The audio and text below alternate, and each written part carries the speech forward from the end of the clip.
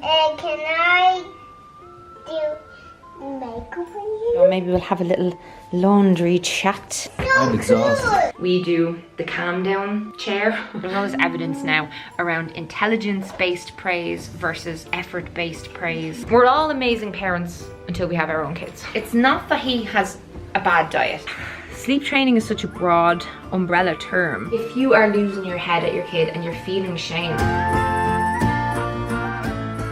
it is an early, cold, squelchy morning outside. I have been up since about 4:30 in the morning. My 7-month-old daughter is having her first nap of the day. My near 3-year-old son is with his nana for the morning, so he goes to her for 4 mornings a week and she drops him back after his nap. Today it's just me. Thomas is on a flight and I thought I would come on and vlog, spend a bit of time with you. Sorry, I'm just checking. I have the video baby monitor here. I'm gonna be looking at that quite a lot because my anxiety postpartum is so ridiculous this time. I'm gonna answer a lot of parenting questions today in a vlog kind of style. I'm just gonna take you through the day with me as I parent and, I don't know, look after the house, get things done.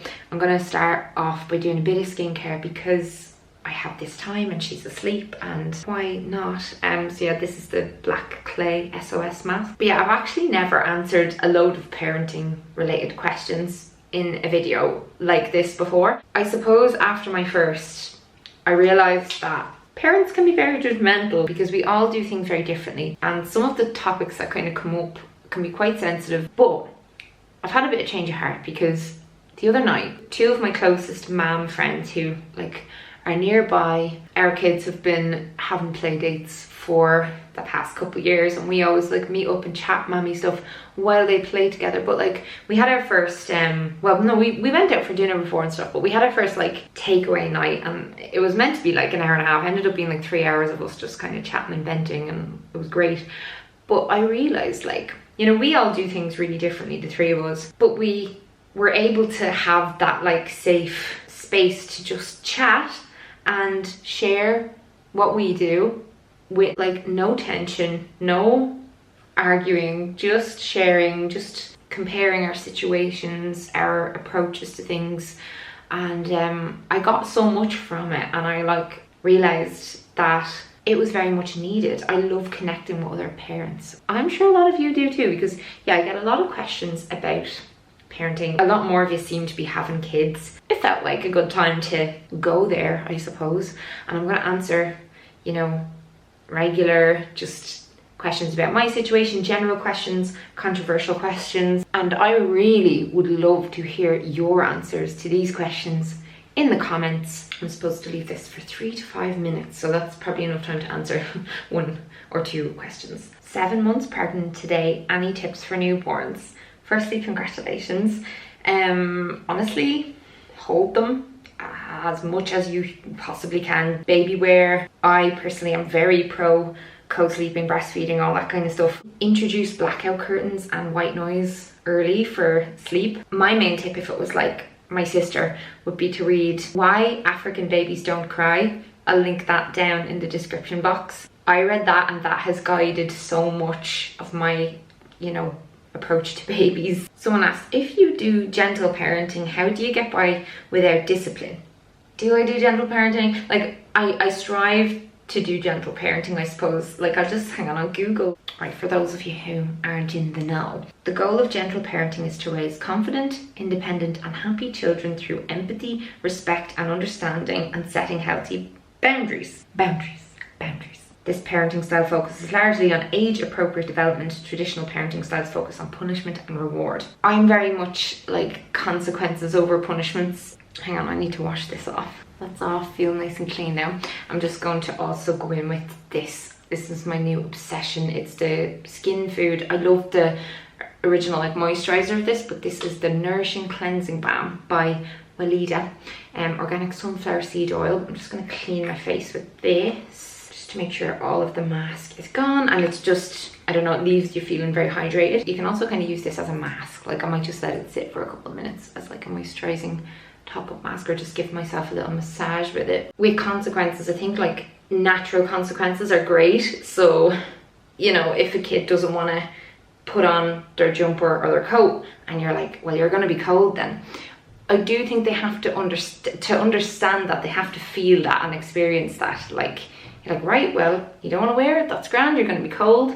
And same with, you know, if you don't want to eat your dinner, you're going to feel hungry. If they don't know what that feels like, they're not going to understand when you're like, yeah, but you're going to be hungry. They need to kind of feel it once or twice, and then obviously you can remind them of that. Do you remember when you don't eat, you feel very hungry? I'm also very into, I don't know, a gentle form of like time out, I suppose. We do the calm down chair. So if our son does something that we don't really want to see become a habit, maybe it's like swinging a hard toy around the baby or something, you know, we give him a chance. It'll be either, you know, I'm going to take that off you if you don't stop, or the calm down spot, whatever feels like appropriate depending on the behavior. And sometimes we do the whole countdown thing, like 1, 2, 3, and depend if it's like a dangerous situation, we just like scrap that. But if it's something that's just like frustrating us, or is like a behavior that socially I just don't think would do him any good to be going on like that in his life, that he needs to like get socialized out of, yeah, we'll give him the chance. And then if he still persists, it's like, you know, deadpan, lift him up, bring him to the calm down spot. It's really important to like try and not be angry in those situations, because I think sometimes they're looking for attention with certain behaviors, and like any attention is good attention to them. And like if they're doing something that's getting a big rise out of you, they might be inclined to keep trying to do it. And I'm not saying that I'm always like good with that. I've definitely had my moments, but it's something that I am constantly trying to work on. The calm down spot has been game changing, as has just so like one of the questions was about tantrums, tips for tantrums, losing the will to live. What has helped more than anything has been, if I say there's going to be a consequence, not giving like 50 million chances. Say if you're out somewhere and you're like, if you don't stop what you're doing, if you don't stop running away, we're going to leave. And if you say that once and then they keep doing it and you do leave, you follow through, actually follow through on what you say, just deadpan, just not like, rah, like just, you know, right, we're leaving. And yes, like, you know, you might get a 10-second cry, but like then they're like, oh, you're serious, you're not just like saying this 50 times. Because I had fallen into that trap before where I'd keep, because I was giving a consequence that I didn't actually want to stick to. So I think that's like really important, just like pick like a sensible consequence that you're actually gonna, you know, enforce or whatever. And I've tried to just be very much like, I'm only gonna say this if I'm actually gonna do it in the instance that I need to do it, if you get me. And that has like, I'd say that's curbed like 90% of tantrum situations. And just, yeah, avoiding situations where that might encourage tantrums. Like, you'll know your own child and like the triggers and stuff yourself. But one that's really important with toddlers is like something that's immediate. So I'm going to take this toy off you and put it up on this shelf until you have calmed down and you agree that you're going to stop, I don't know, slamming the walls with it.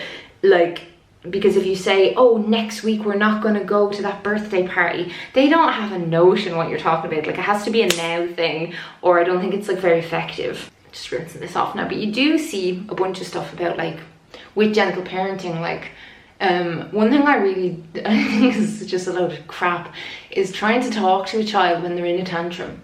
Like trying to have a big conversation with them about their feelings. Like, wait until it's done. Of course, like, be there for them and just calmly sit with them. Your emotions are okay. I know you're sad. I know you're angry. Sometimes I get sad. Sometimes I get angry. We all feel those things. Yeah, I definitely think there's like a big misconception about gentle parenting and essentially just not being an arsehole to your child, but that means that you're gonna just let them run riot. Like, our kid's so well behaved. Generally, he has his moments where he definitely pushes boundaries, but that's what they're supposed to do. He's a child. Like, how else are they supposed to learn where the parameters are of what's acceptable if they don't test them? This comes to like everything. You know, when he got to the point where he'd be trying to crawl off the bed because he'd be like, I want to play, but I'm like, no, it's bedtime. I would gently restrain him and say, no, when we get on the bed, we can't get off the bed. And he'd be a bit pissed off and whingy, but like, I'm not gonna set myself up for years of having to sit and let him decide when it's bedtime, because just life doesn't work like that, you know? He can decide if he's not sleepy by not falling asleep immediately, but he has to lie in his bed and we can read more books if he wants. So yeah, boundaries, consequences. I've made a ginormous mug of tea, and also a second breakfast. It's just like instant porridge with fruit and nuts and stuff. I had breakfast already, I had eggs, but I'm starving. I'm on the Hobbit diet. Brought in like all my hair tools, makeup, skincare. We're gonna move in a minute, but I just want to answer one more question while I eat and actually do my skincare. Vitamin C first. Okay, interested in rage talk. I struggle with rage and I feel so ashamed of it after. Listen to me. Rage in modern parenting is very common. I have been reading into it so much because I did not have postpartum rage after my first birth. Well, nothing quite like what I have experienced kind of on and off since my second baby, and I've identified what causes mine, and so has Thomas. It's absolutely when I feel behind on work, and when I spend too much time where it's just me and both of the kids and nobody else around. Butter scraped over too much bread. And what I want to say here is about shame, the shame that you mentioned more than anything. Shame can be good. Hear me out. If you are losing your head at your kid and you're feeling shame, definitely a good thing, because it is showing you what your values are. It's gonna push you to live up to your own values. You wouldn't, if you didn't care, if you were a crap parent, like, you wouldn't feel ashamed. You'd just be like, oh, they deserved it. Like, it's a good thing. I cannot overstate that. That's how we humans enforce social norms, and like, you know, the social norm is to treat children kindly and with respect and patience, and when we lose our patience at our kids and take out on them something that's not their fault, it's a good thing that we're feeling shame, because it's going to redirect us and redirect our behavior and help us address what is causing the bloody rage. On the rage topic, someone asked, how do you react when you've accidentally been harsh with your children? So this has happened a few times. I'd say probably no more than 5 where I really, you know, barked at my son. It hasn't happened with the baby, but it's happened with my eldest. I, drumroll, apologize. I think we need to model that so bad. Like, we really need to be okay with, like, admitting when we're wrong to our kids. We don't have to pretend we're perfect. Which one of you has parents who were absolutely perfect and never ever fucked up? It's not just okay for them to see you like screw up and apologize. It's good for them, because they're going to screw up and they need to have learned how to apologize from their caregivers, you know. So I'll model that. I'll explain what happened first of all. Like, I'm not making excuses. Like, I give a proper heartfelt apology, but I will also explain what like led up to that situation happening. I'll reconnect. I'll explain, I don't want to be shouting, I don't want us to be fighting. Usually when I have lost my head, it like recenters me and makes me remember that what matters is that like most of my interactions with my kids should be positive, and if most of them are positive, then the odd, you know, little thing like that, it's like a blip. It's not the pattern, it's not the habit, it's not the daily thing in the house. Picky toddler eating. Any tips? Give me a minute, let me just enjoy this before I go there. Have done a few more chores and we have a wakey little girl. I do smell a crap, so I think I'm gonna have to change a nappy. Oh, your crap has gone up your back. My back is buggered. We have a fresh and clean little chunk here.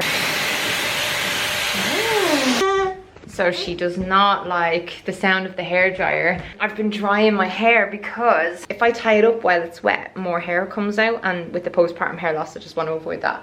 I think I might have to feed her before we have our food talk and before I properly get ready. This one loves her grub, will eat anything. My first, bit of a different story.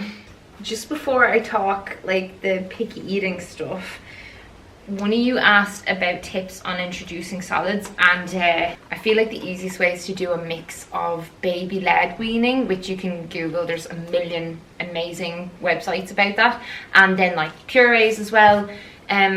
We started both of them in and around 5 months because they just were showing so much interest, but like starting really small. And I usually give her like a preloaded spoon of, you know, this is coconut yogurt and bits of like what I'm eating.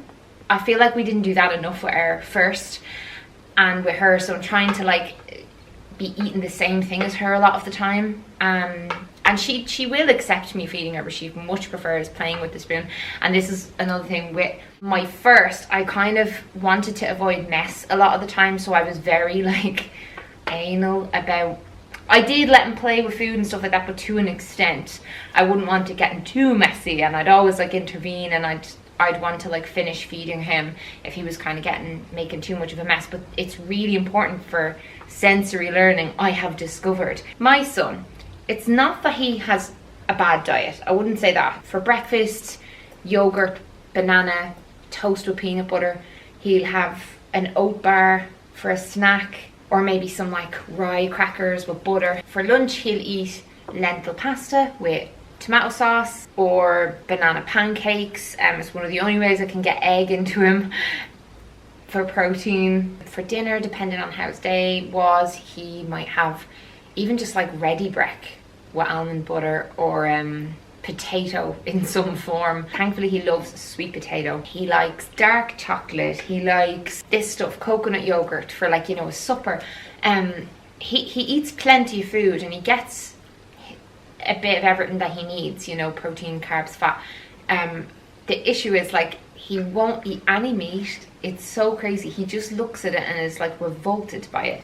He won't really eat much dairy stuff. He won't try a lot of fruit and veg. He'll eat them if they're like disguised. So sometimes we'll give her a pouch, you know, one of the pouches with prunes, for example, and he'll eat like a whole pouch of prunes. Or he'll eat a pouch with like pear and broccoli in it and stuff like that, because it's this fun thing because it's in a coloured pouch, but he won't actually eat the things. And I do think it's a sensory textural issue, and also even color wise, all of his favorite foods I've noticed are like beige or brown, on that spectrum, you know, yellow. And he has fallen very much into the very typical stuff that I've always heard about toddlers, even though we did try really hard to expose him to a lot of different types of food. And I just think it's a stage, it's a toddler thing. I was apparently the exact same, but I was worse. Like I was very, very fussy up until I was about 20, to be fair. I don't have all that much advice other than to just keep exposing them, because he has tasted a lot of new things after multiple, like being exposed multiple times. He'll try it, but he just won't want it as a meal often, if you get me. So he do like, it's not like he's awful with this kind of thing. You must be confused with me talking to the camera. Yeah, is that delicious? Her top 2 teeth, I think, finally have cut through since yesterday. Gobbled that up. But yeah, he won't eat any meat. Now my husband is a vegetarian. I'd say I'm like flexitarian. I've always kind of said that. Thomas actually really wants him to have meat, to have dairy, because he knows himself that it's hard to get all of the macro and micronutrients that you need. Every single day since I met Thomas, he has this ginormous smoothie that has like 3 eggs, oats, protein powder, spinach, frozen berries, loads of stuff in flaxseed, like all this stuff in this big smoothie, because it's his way of getting into him things that he might be lacking. And like, we are quite worried about my little son. Oh, he's actually here now with his nana. One of you asked about like, you'd choose not to give your kid like meat or dairy, and like, what do I feel about that? If a child isn't intolerant to it, I personally don't believe in not giving them a certain food, because it's like enforcing your own diet or morals onto them. I think you should kind of give them a wide range of choices and figure out what they like, and then they can like decide when they're older. Just because, yeah, like we have to give him vitamin vitamin concoction every day. We call it his vitamin T, but it's like a really high strength kids multivitamin. He is thriving, he's grand, but I just can't help but worry, you know. The rest of this video may be a smidge louder. Enjoying that there, little woman? Is that delicious? Baby grow number 2 of the day, destroyed, but sure, that's why I don't dress my kids up in fancy clothes. But yeah, I just deal with the mess. Like, she's learning at least how to feed herself, and it's important for them. It's also, it keeps them quiet for quite a while if you just let them play with food and like literally be drenched in pasta sauce, like in their hair and everything. Drinking water. She's drinking water, yeah. So I also do this, like I serve out of an open cup quite young. Neither of them really then ended up using sippy cups or anything. They just kind of went straight to a real cup. Wally. Eva. All dressed. And I don't even want to get like dolled up. I just want to feel Mommy, human. what are you doing, Mom? I'm going to style my hair with my GHD. I'm pushing the lawnmower. You're pushing the lawnmower. I said this in another video, but I do repeat my son a lot. I think it's helping to talk. The lawnmower? You can play with the lawnmower. Will you move that out of the way? Here you go, Bubba. Okay, Mommy. I give him a lot of jobs throughout the day to help me, and he's so amazing. Getting them involved really helps with them like adjusting to a new sibling. Told you. Okay, so someone said anything you and Thomas have different parenting views on. And interestingly, we're very aligned on pretty much everything. But if he had his way, like, we would never have anything sweet in the house. And it just wouldn't really be on the menu at all for our eldest. But because I developed such an issue with food, I just don't want to make a big deal of any foods.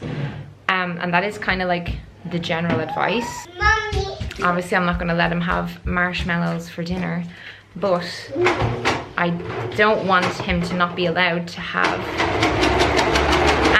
anything. I give 3 kisses. You gave her 3 kisses? Yeah.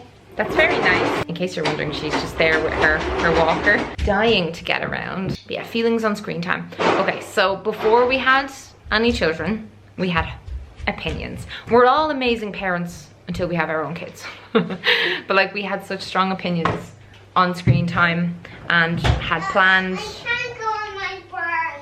You can go on your bike, honey. No, I can't. Why not? I forgot my petrol can. You forgot your petrol can. Maybe you have to put petrol into your bike. I know all the research on screen time in kids is like not great. I've pulled it up here, but basically avoid allowing children under 18 months to spend time in front of a screen. This is except for photographs and video calls. If you have an 18-month-old, have you never shown them anything? Please comment. Tell me how. Children aged 18 to 24 months should spend as little time as possible in front of a screen. Those aged between 2 and 5 should spend no more than 1 hour a day. Parents of children aged 6 and older should place limits on the time spent on screens to ensure it doesn't interfere with sleep and physical activities. It also says to avoid videos or apps that are very noisy or fast-paced. They can be overstimulating, and push gently, honey. The advice is, if you are showing it, like, get involved with them and like show them stuff that you can watch together and talk about it together and stuff. So making it into a shared activity, which obviously like a lot of people end up using screen time because they have to get other things done because they don't have the kind of support network that we all need, you know, so just basic cleaning, cooking, going to the toilet, whatnot. Make sure your child is in the same room as you when they are on a device. This means you can watch what they're watching or playing. So this is definitely an area of parenting where like I am far from perfect. I think our eldest, in total in the day, he probably watches about 2 hours of screens, and that's usually during meals, so like breakfast, lunch and dinner. And I don't know why or how we got into a habit of like that, like showing him, letting him watch a cartoon or something educational or like something fun like a concert or just something to eat. I think it was because he just couldn't concentrate on his food, and we were just trying to like make sure he got it into him, and that just kind of worked. But also because we like to watch something while we eat, and we didn't really know how to like expect differently of him if he's observing that from us. Like I've always done that. And when I was a kid, the TV was left on all day long. Honey, can you wheel her back around here to me, baby, because I have to watch her. No way. No way. Wheel her back around here, or I'll wheel her. Do you want to wheel her, or do you want me to wheel her? No, she's trying. Well, she has to come around here, so do you want to do it, or will I do it? Anybody. Anybody? Okay, you pick one. Mommy or you? Me. Okay, go on. You push her around for me. It always works. I try and not like give him like open questions too much. Like if I'm trying to get him to do something, I'd like pick this or pick this. If he won't go somewhere, I'm like, do you want to go there on my feet or your feet? And usually he'll pick his feet, but if he says your feet, then I'll carry him, and then he learns his lesson. Are you okay with me? I will play with you in a little while. I just have a couple things to do. We had to take a brief pause for a potty break. Goo goo gaga, he says. I guess this won't get done unless I sit on the floor of the hall. Are you gonna play with your toys for a minute, honey, while I finish this? Dewey finished second skin. But yeah, screen time is such a hard one. We have a hard rule about like no iPads. We're not gonna be introducing that while he's a child. There's just no way. I wanna be able to like strictly monitor, because there's certain things I just won't. I don't wanna put on, because they drive me absolutely bananas, and they're very overstimulating even for me. So I just won't. I'll put them out like Coco Melon. I love a bit of Peppa Pig. In the night garden. Mommy, I want to wear this. What do you want to wear? You want to wear the big baby grow? Be careful. I think someone's been raiding the box of clothes that we were given for her for when she gets bigger. I feel like this is controversial to say, but it's very normal for like boys and girls to want to wear each other's clothes like siblings, and I can't wrap my head around parents taking that as a like, oh, my child is a different gender thing. They don't have a clue what gender is. It's just clothes. It literally doesn't mean anything when they're that small. If it ends up one day that one of my children tell me that they're transgender, I will love and support them, but while they're kids, blue for boys and pink for girls is a load of old shite anyway. I'm gonna use this Oh Glassy blush, my new love of my life.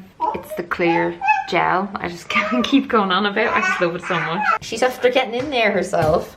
Do I bother with mascara? Do I bother? Are you changing your clothes again?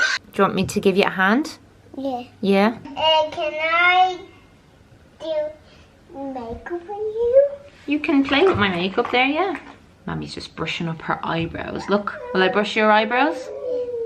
Oh, beautiful. Oh, I think she's getting bored. The spray, do you want the face spray? Look. Refreshing. Is that nice? Yeah. No, that's the nappy bin, baby. Trying to introduce and no to a 7-month-old in the toy room, but also it's my son's room where he sleeps. In the future it'll be their room to share. This room has not been renovated. This is literally like a toddler bed mattress. He never took to his toddler bed, so we have like a double bed mattress on the floor, and the wall is decorated with stickers from his play group. Most of them have been ripped off and strewn about the place. A lot of sleep questions. Baby sleep, toddler sleep. I was asked my opinion on sleep training, and I get asked this a lot. Sleep training is such a broad umbrella term. So having a routine and, you know, using dark curtains and white noise, and some of that can be referred to as sleep training. So I do have an issue with one form of sleep training, like just basically leaving a baby in a room to cry, like crying it out. And I know there's all sorts of like what people refer to as gentle methods, and if a baby is like just fussing, like I don't consider that crying. If a baby is like crying and a caregiver is just refusing to pick up the baby. Mommy, it makes me so deep. Yes. I told him to stop saying mommy, mommy, mommy, mommy. I said, if you just say mommy one time, mommy, then I'll always answer.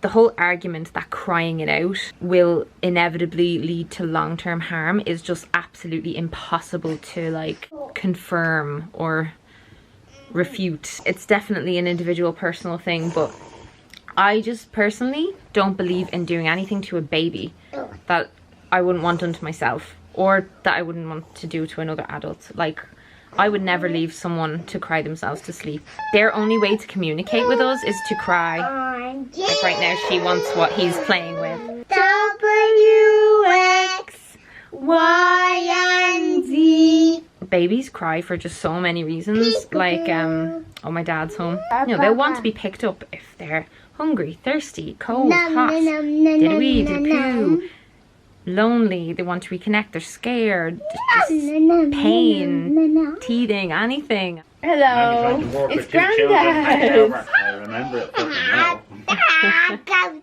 Been trying to film a video all day. Look, he's laughing. Is she laughing? Oh, big kiss. Dad is kindly giving us 10 minutes to chat, and in return I shall make him dinner, because that is how you support family. Do hear me out on this, because I'm not done. I have a few things to say on this. Like, ignoring a baby, it is going against an evolutionary drive, and it doesn't come naturally to adults to ignore a crying baby. Even adults who do believe, like, oh, they're just practicing using their lungs or whatever. Yeah, so there's been very few like actual research studies done on sleep training babies where you like leave them to cry it out. There's very little compelling research in either direction, like that it's damaging, it's not damaging. The studies that have been done are like very small and are like riddled with analytical issues. I've never seen anything satisfactory on it, so all I can really go by is like my feelings on it, and also crucially my situation. And this is where this, like, my feelings on this are not really super black and white, because we live in a quite a sick world, and I would say sick in that mothers and babies very often need to be separated, even though that's just like goes against so much in us. But yeah, they have to be separated because capitalism. Bills need to be paid, and people have such small support networks. People are from smaller families and friends are more displaced, so a lot of the time you're not going to live a stone's throw away from the people you'd trust with your baby, you know, like people that could just like walk in and out your front door without even having to knock.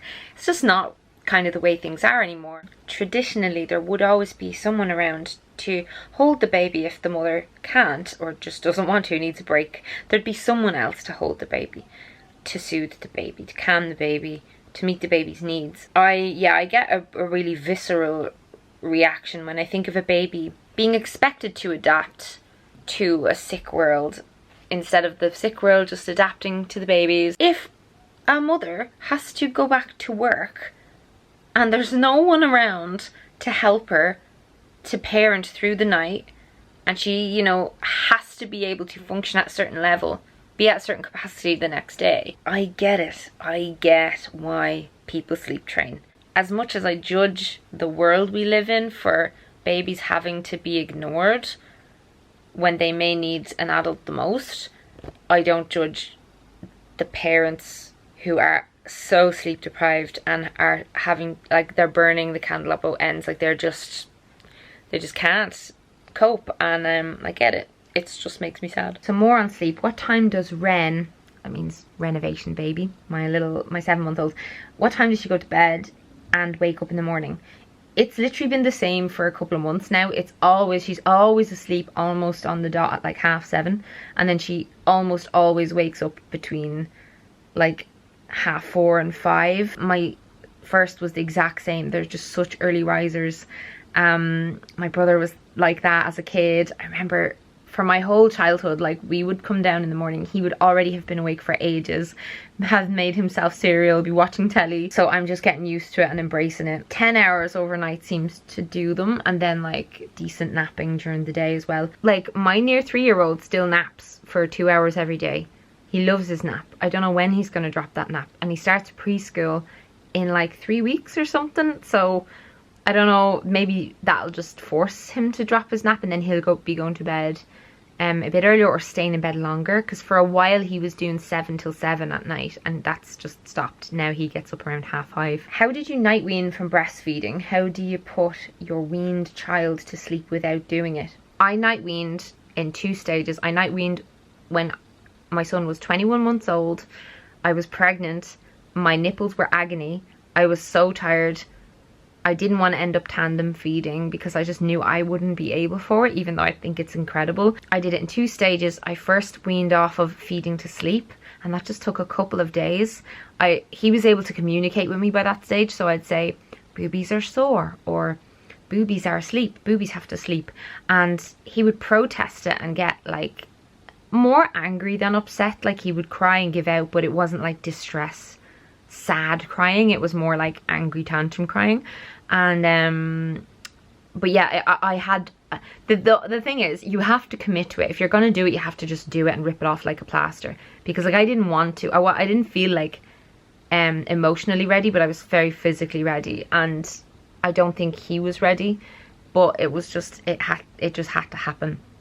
And yeah, so then we just made a whole exciting thing of like going to bed. So like a whole routine of like brushing the teeth. We all jump onto the bed. We had like a floor bed at the time. We read books, we cuddle, and like he started just putting himself to sleep by just rolling around until he was tired enough. And it was just a couple of really hard nights, and then very quickly he just like, it was fine. We were still waking up and nursing during the night, and I was using that to put him back asleep. So I kept doing that for a couple of weeks until he was completely adjusted to no more feeds to sleep. Then I introduced the same thing at night. So if he woke up and wanted, I'd offer him water, or I'd say boobies are asleep. And again, it was like a couple of nights of him like giving out, thrashing, like it was awful, like, but had to be done. And it was so quick, pretty much like potty training as well. It was just like really like not as bad as I built it up in my head at all. And I think because I waited for him to be much older and be able to like understand me and stuff, that really did help. But yeah, he started sleeping through the night straight away after I night weaned him, which was just blissful. How is your bed set up so she, about my baby, safely naps in it alone during the day? Currently bed sharing too.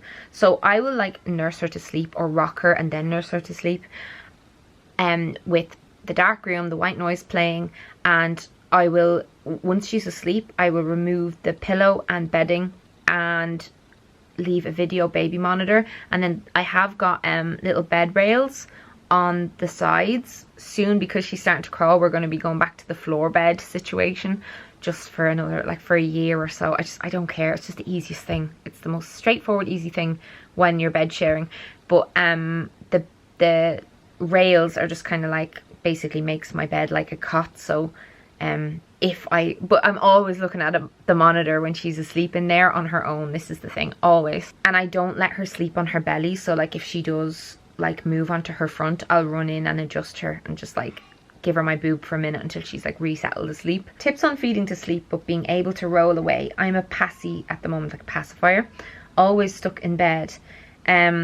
So biggest one on this, obviously the white noise, but the mattress. I have an Emma mattress. I've worked with them a few times, but like the premium Emma mattress is so good for this because it's quite firm for like, so it's a good surface for a baby, but the motion transfer. So look at the motion transfer in your mattress. Like, is your bed creaking? Is your mattress squeaky? When you roll away, does the baby like move? Because with the mattress I have, if I roll away, like the part of the mattress that she's lying on doesn't move at all.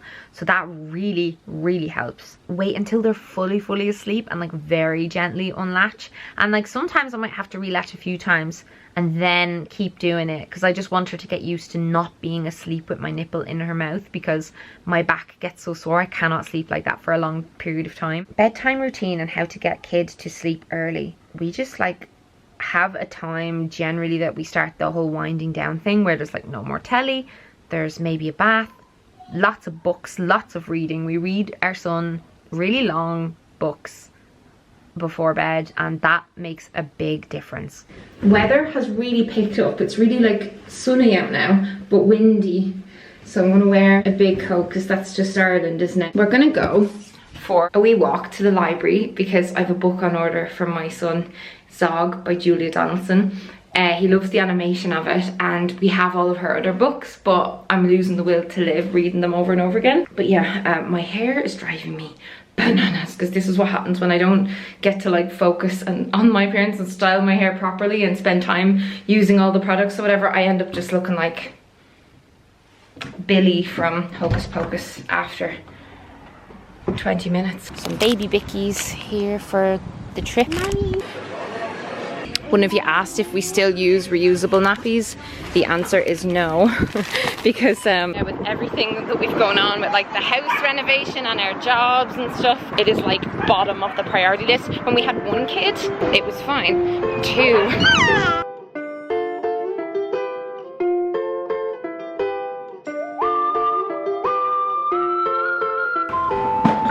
Look. But yeah, one of the questions was, what do you do when you're bored at home with the kids? Other than just like extra walks and extra baths. That was a big tip I got off my mother-in-law. Like, she was like, when her kids used to be a lot, like she just kind of throw them in the bath with some toys. Honestly, I just try and think, you know what? I'm not gonna fight this. How can I make this more fun? I get involved with playing. I try and come up with like random activities, you know, like art, jigsaws. I get my eldest involved with like helping me to clean, and he's actually really great with that. Hours have gone by. I've been up since 3:30. It's so I'm exhausted. We've had more outfit changes. We've decided to unbox the old playpen, which our little lad used to use, and you'll see this in a minute. It is so helpful. I'm wearing Thomas's t-shirt. You love coming home to me when I look really hot, don't you? Oh yeah. I look like this most of the time. Little sticky up hairs and... Honey, where did you find these? They're not on the right feet, honey. They're also too small for you. And they're too small for you. They're really old. I'm gonna put them on the right feet. Oh. Helping Daddy. She's walking so smooth now. How was your day at work? Haven't even gotten to talk. Just came in and it's just chaos. These are a bit mank. We're gonna have to clean them. I'll get Dettol. It's great just pulling out all of his old stuff. One of the questions that I got on Instagram actually was about like the cost of having kids and how expensive do we find it, and no doubt there are a lot of like initial expenses. There's different options for all budgets, but we noticed that a lot of people are very willing to like give you their old stuff, clothing. Like, we've not had to buy clothes for our daughter yet because she's wearing all of our son's old clothes. My friends, our family, they've given us old clothes. It's been brilliant, just bags and stuff arrive. That is obviously going to be dependent on your, you know, your network. But the biggest thing, Thomas and I were chatting about this, when it comes to cost, is like time cost. And time is money. Don't ask me how or why. I never really thought that through before I had children, like in terms of like hours worked, money made, and then with the kids. So for a lot of mothers, parents will find they need 2 incomes to keep everything ticking over. A lot of one of the salaries will go just on childcare. So a lot of people have to make a call, like, is it worth me actually working, because I'm sacrificing being around and I'm wanting to spend time with my kids, and I'm coming away with like an extra €100 a week. But like, it depends on how reliant you are on the extra €100, whether or not you have to do that or not.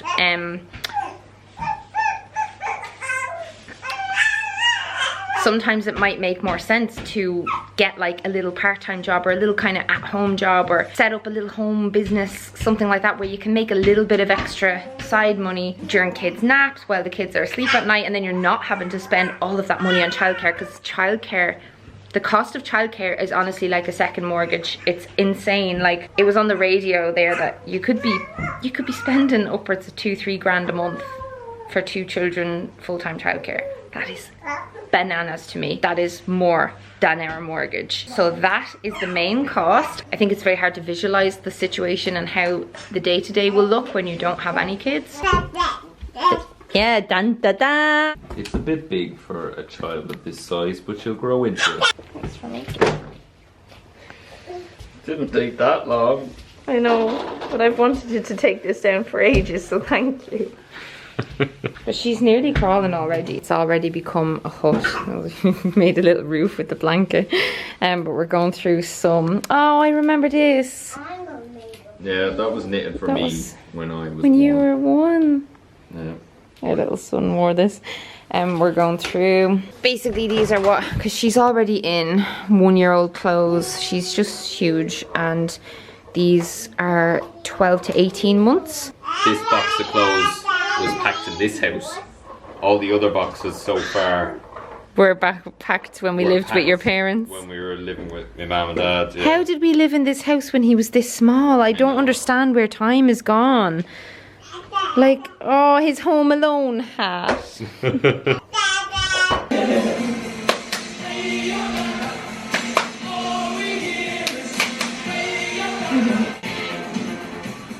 Yeah. Please for the baby, some glasses, a drink. My friend is having a baby soon and her eldest is turning 5, so this is the present of choice and some Play-Doh, which we have to wrap tomorrow.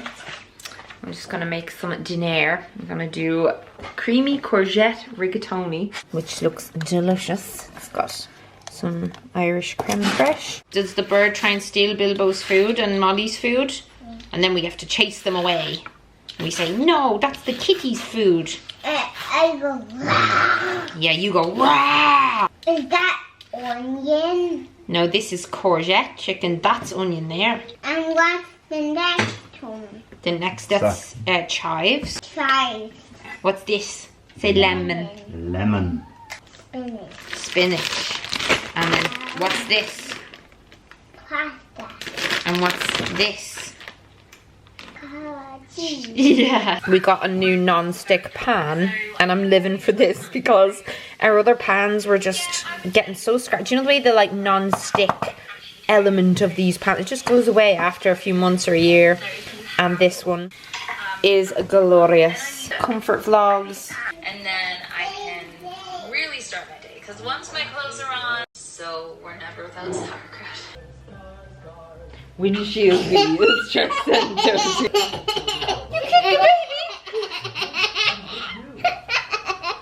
Dinner's been had. My son is winding down with his dad. They're reading some books and I'm gonna get some laundry done. Maybe we'll have a little laundry chat. So candid. Yeah, that clip I showed of my son and I on the couch, like when you have a baby, those little moments with your eldest become so important. Do you guys remember my birth vlog when I was like crying about not having that kind of time with my son?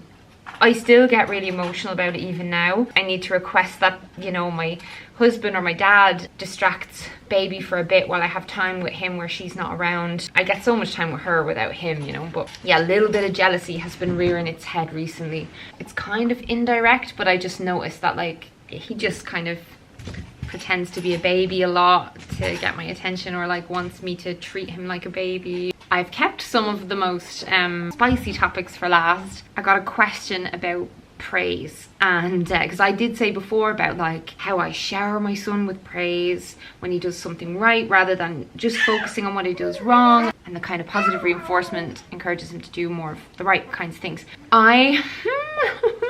Some of the way I was approaching this, I have changed. New knowledge, we're always learning, we're always changing our opinions and stuff, but I was saying great job and good boy quite a lot. And I'm sure loads of you do that. I knew that saying bold boy, bold girl, I knew that that was pretty much like off the table and there was plenty like research behind that, but like good boy, good girl, like I just didn't. Apparently, to like summarize why I've changed, like why I try and not do this, there's all this evidence now around intelligence-based praise versus effort-based praise. Apparently just saying good boy or good girl, it can be quite empty a lot of the time when the way we use it. It also kind of sets them up to do things for your praise rather than for the sake of doing it, which can lead them to be more likely to cave to peer pressure and stuff when they're older and just always be seeking validation from other people. But you know, say your kid paints you a picture and you say, oh, that's amazing, good girl, great job. What's apparently better is to focus on the effort, you know. So, oh wow, I noticed you used so many different colors here. Why did you use purple for that bit? And what's your favorite part of this painting? And instead of just saying great job all the time, saying things like, oh, you practiced and you learned how to do it, well done. And focusing on like, yeah, the effort that they put in, because then apparently they're more likely to, you know, stick with difficult tasks. So yeah, I pulled back on that a while back, and my son noticed. He noticed because he started randomly saying to me during the day, tell me I'm a good boy, Mammy. Say great job, Mammy. Or he'd say to me, if I sang a song, he'd say great job, because he was saying it to me to encourage me to say it back to him. He's so intelligent, I couldn't believe it. Oh, lads. How much washing do you do? How much washing do you do in a day? We do nearly a full load every day. And like, I'll probably get shit for not using bibs. I just find bibs useless because the food gets all over the sleeves and all over the place. Like, I end up having to wash the thing anyway, and then washing a bib is just adding in more washing. There was a few questions about the difference between 1 and 2 kids, and a few people, I'm presuming, who have 1 kid asking like, are kids inherently different, or is it very much like your parenting shapes them and stuff? I really do think they're very different. Both mine are very different. My daughter already, you know, learning to walk, she's pretty much crawling, she's mad into her food, she sleeps really well, like she's on my boob a lot less often than my son was. She makes strange with people, new people though, and he never did. Like, there's a lot of differences between them, even though we've done everything the exact same. And yeah, so I totally believe now that like temperament is responsible for so much with a baby. Like, she was a much harder like newborn, but not now. Like, I'd say at this stage she's actually the easiest baby ever, like at this stage of her babyhood. But oh my god, like having an extra kid, like just even simply breastfeeding her and him being around when it's like a solo parenting day, when it's just me, is so complicated. Like, my son will be trying to climb all over me, and like, it's mostly logistics, I feel like, adding in a second child. The biggest change when you have 2 is you and your partner. I heard someone say this, I can't remember who said this, but it's like you become 2 single parent families, because 1 adult is always with 1 child or caring for 1 child. So I really miss Thomas so much. Like, I see so much less of him even when he's at home, and it's so sad. And I know, like, it's temporary. Everybody tells me that it goes back to the way things were, but like, even just with the nighttime thing, like, I'm obviously feeding her through the night and bed sharing and stuff, and Thomas flies airplanes, like, he has to be well rested or he'd be a danger to people. But like, yeah, and like the co-sleeping with the 2 kids just didn't work out longer than like 4 months ish when she was a newborn, because once the 4-month sleep regression hit, she was kind of waking more often, and it was waking my son up, and they started going to bed at different times. So then, you know, if she was asleep first, I couldn't do the whole reading to him for ages in bed to get him to fall asleep thing, because she was in the bed, you know. So we moved him to his own room, and one of us will lie with him at night while he falls asleep. What our plan was that if my son woke up, my husband would go in and lie with him and just stay in there. That's why we have a double bed on the floor. A lot of the time though, like, Thomas just be so tired that while he's lying with my son, he'll fall asleep, or we end up just deciding to like sleep in one with each child, so to maximize everyone's sleep. Because like, I get up to pee a couple times every night, I'm up drinking water, I'm moving around, shuffling around side to side with the boobs for the breastfeeding, and like, sometimes my son will have like a nightmare, or he might want water, or he might just wake up and ask for a cuddle or whatever. He will always at some point during the night come looking for one of us, and like, not scared or anything like that. He actually loves going to bed. He has a really positive association with bedtime, but he likes a cuddle, like most of us.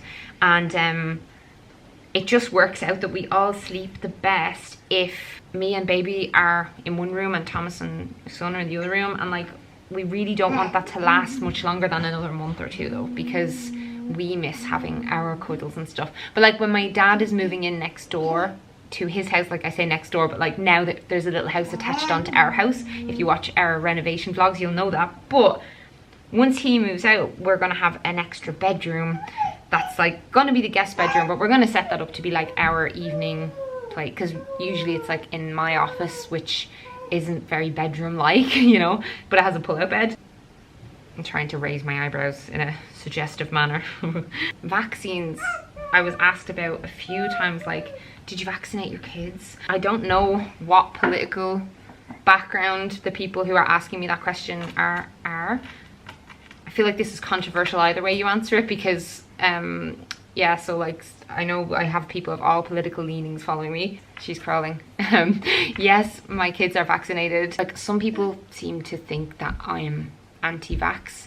I think because I hesitated with getting my COVID vaccine for a while, and that was because someone in my very immediate family situation had a very severe reaction to the vaccine. I don't want my YouTube video to get deleted, because people do get their videos deleted when they talk about this stuff. But I had a baby, I was breastfeeding, it was also new, and I was really nervous. But I did eventually get vaccinated, and of course I would always get worried when my babies were getting their vaccines, and I hated the whole, like, it was harder on me than it was on either of them. They were both grand with all their shots.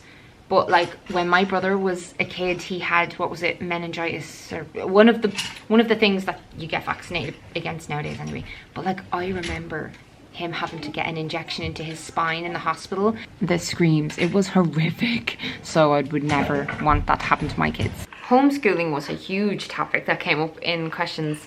I think maybe because I used to want to be a teacher and I went to college to study education and training. Never say never, but I think there are too many benefits to a school environment for kids. The hidden curriculum was a big thing that we were taught about at uni. Basically all the things that a child will learn in school, or like an adult will learn in university, all the stuff you're learning, that's not just the curriculum, it's the stuff like time management, it's the problem solving, teamwork, learning to work with people that you don't get on with, like showing up, you know, getting to and from a place, which is like most jobs. It'd be hard to replicate that, or like, yeah, give them that kind of same life experience, just me teaching from home. Oh, you're getting sleepy, are you? It's nearly that time of day. I get to go to bed. But also, yeah, someone asked, like, what do I do at the end of a really difficult, stressful parenting day? Thomas and I, favorite thing is to just like cuddle on the couch and put on a comfort movie or a comfort show. Sometimes that'll involve a takeaway, but like we've already eaten our dinner. If there's hot water, I'll have a nice bath with some Epsom salts. But like, yeah, I don't have energy for much really. Circumcision. How do I feel about circumcision? Don't go there. Same with piercing a baby's ears. They can't consent to that, however briefly painful, body modification. I just think, like, no. With circumcision specifically as well, a friend of mine, he was circumcised as a baby for like, I don't know, cleanliness reasons, even though there's absolutely nothing like disgusting or dirty about foreskin. He became very annoyed and angry at his parents as an adult when he discovered how many like nerve endings it would like remove in the sense of like orgasms and like sex and stuff. And when he realized that what his experience was of that stuff is different from if he had not been circumcised, he was so... You're tired. He was just raging. Yeah, I'm very against circumcising babies and doing anything to like permanently change a baby's body, physical appearance, whatever. So that's me. I'm gonna go. This has been a very long video. It'll probably be like an hour long. If you're here still, fair play to you for listening to me try and say thoughts out loud, because I can't make videos when my kids are around. It's so difficult. Now begins the routine of putting this girl to sleep. As I said this morning, I would love to know where you stand on a lot of these things.